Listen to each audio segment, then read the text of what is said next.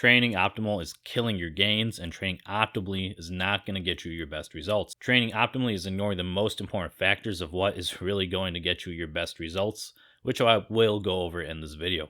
Hey y'all, it's your boy John Atala, and if you spent any amount of time on YouTube fitness videos, I'm sure you have seen a million videos of don't do this, don't do that, this is killing your gains, this is going to injure you, you're doing this wrong, blah blah blah blah blah.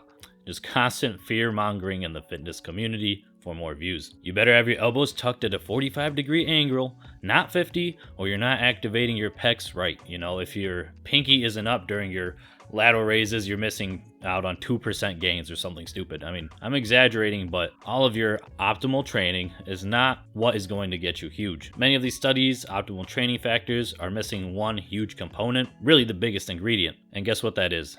It's missing you.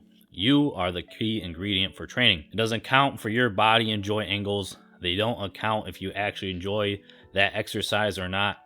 They don't account for any of this, and if this is even an exercise you enjoy or if you've already been doing for years. You are the most important ingredient when it comes to training. You might really feel a better response in your chest when you do a dumbbell press versus a bench press, or when your dumbbell press is like this instead of like this. You know, you might really feel your back more during a machine row versus a barbell row. Maybe one exercise is technically more optimal, but if you're not feeling it, don't enjoy it, and end up skipping the exercise altogether, why are you putting it in your workout? It doesn't make sense. All of these studies always have outliers. Maybe you're that one outlier who has better quad activation when your toes are like this compared to like this in your leg extensions. Maybe your body might respond better to higher carbs versus higher fats, you know, or maybe you feel better on higher fats versus higher carbs. You are the key ingredient when it comes to training optimally. In my opinion, training optimally means training hard, you know, eating quality food, and sleeping well for years on end. Be consistent with all this. You know, if you could progressively overload and accumulate volume on a less optimal exercise, there's a very high chance you'll still get huge and strong. Optimal training is BS if you don't enjoy it and don't even show up to work out. Then that's worse. You know, don't worry about optimal activation. If you feel it where you want to feel it, and then enjoy that exercise, and you can slowly progressively overload that exercise with volume or weight, stick with it. Don't abandon it because your favorite influencer says it isn't optimal, and that even includes me.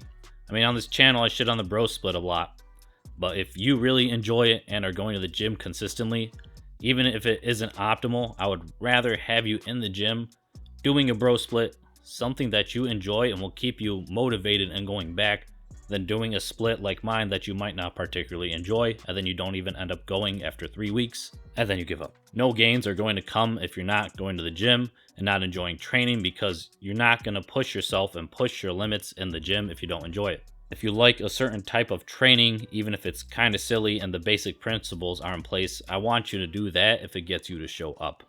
In essence, don't worry about optimal. You're not a pro bodybuilder. Put on some muscle and enjoy your health. You can put on muscle without optimal training as long as your principles are in place. And I've preached this a million times on my channel. Consistency, sleep, slowly progressive overloading, and eating if you're not obese to gain weight. What's better than optimal training is training that you enjoy and you can stick to.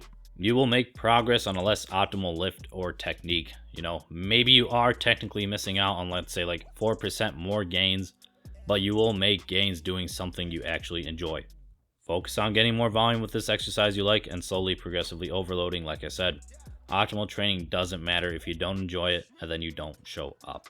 Now, I did get stuck on this for a long time. You know, my optimal bench technique, I had optimal squat techniques, optimal deadlift, and then I tried sumo deadlift. You know, how to do lateral raises optimally when you have to go like this in the Y, and then you have to be like this, and your tricep extensions are wrong. Whatever, guys. There's so much noise out here, it's nuts. Find what works for you and will keep you lifting safely. You know, definitely study form. I'm not saying don't do that, but everyone's form will be a little different to be optimal for themselves. We can look at many power lifters, for example.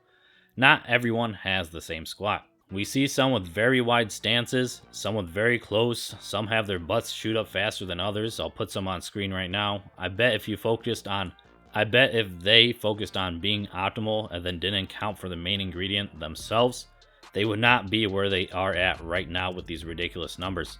They took account for themselves and their training. They took account their schedules, their joint angles, and then built training around that. They didn't look at optimal, then form themselves to that. It's the opposite.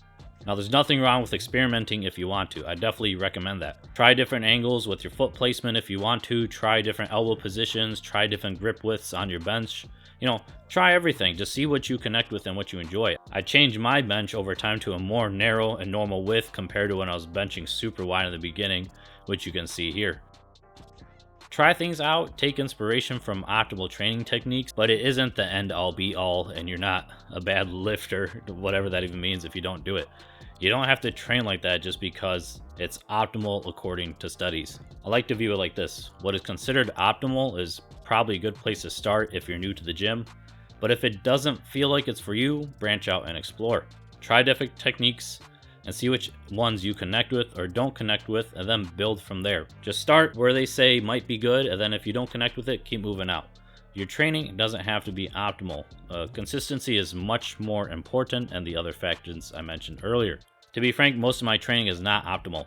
I mean, for most of my body parts, I'm still on 9 sets a week, and I'm still growing.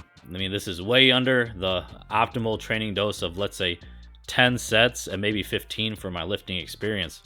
But I'm still growing. So because it's not optimal, does this mean I should change my training? No, I'm not gonna. I'm gonna change my training when I stop growing and when I stop seeing results. That's when I'm gonna consider something else. I mean, I'm already up another 0.3 inches on my arms since my 15-inch arm video, which you can watch right here. And I've only been doing 9 weekly sets for biceps and triceps, which is not technically optimal, but I'm still growing. Do training you enjoy, you can stick to, and you can slowly add volume and progressive overload with.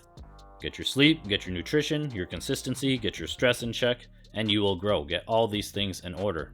Don't listen to all this noise of don't do this, don't do that. Do what you need to do for you. If you do need a place to start though, my free ebook is in the description, and I also have a bunch of program reviews in this playlist which I'll put here so you can find something that works for you, even if it might not be optimal, and then you can tailor it to yourself. If you guys enjoyed the video, please leave a like, and I look forward to talking to everyone in the comments. Peace.